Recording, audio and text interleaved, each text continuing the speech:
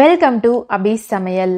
இன்னைக்கு இட்லி, தோசை, பரோட்டா, சப்பாத்தி அப்படின்னு எல்லா டிஃபனுக்குமே தொட்டுக்கிற மாதிரி ஒரு சூப்பரான கார சட்னி எப்படி செய்யலாம்னு பார்க்க போறோம். ஒரு கடாயில 2 டீஸ்பூன் நல்லெண்ணெய் சேர்த்துக்கிறேங்க. அடுப்பை சிம்ல வச்சிருங்க. 1 டேபிள் ஸ்பூன் கடலை பருப்பு, 1 டேபிள் ஸ்பூன் உளுத்தம்பருப்பு, இந்த ரெண்டையும் சேர்த்துட்டு நல்லா வதக்கிடுங்க. இது 1 நிமிஷத்துக்கு வதங்கினா போதுங்க. அடுத்து இதுல நீளமான நறுக்குன 2 பெரிய வெங்காயம், 4 வரமிளகாய், 3 கொட்டை அளவு புளி, இதையெல்லாம் சேர்த்துட்டு நல்லா வதக்கிடுங்க. 4 நிமிஷத்திலேயே வெங்காயம் நல்லா வதங்கிருங்க.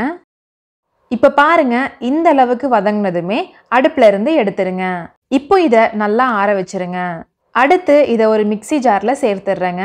இந்த சட்னிக்கு தேவையான அளவு உப்பு, கொஞ்சமா தண்ணி சேர்த்துட்டு நல்லா நைஸா ஒரு பேஸ்ட் மாதிரி அரைச்சி எடுத்துருங்க.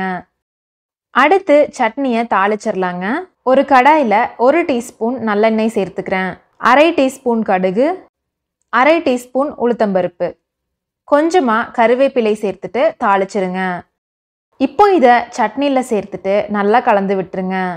இந்த கார சட்னி இந்த அளவுக்கு கெட்டியா இருந்தாலும் நல்லா இருக்குங்க. இன்னும் கொஞ்சம் தண்ணி சேர்த்துட்டு தண்ணியா இருந்தாலும் சூப்பரா இருக்கும்.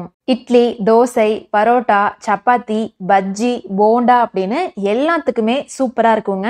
நீங்களும் இந்த சட்னியை சமைச்சு சாப்பிட்டு பார்த்துட்டு எப்படி இருந்துச்சுன்னு மறக்காம கமெண்ட்ல சொல்லுங்க.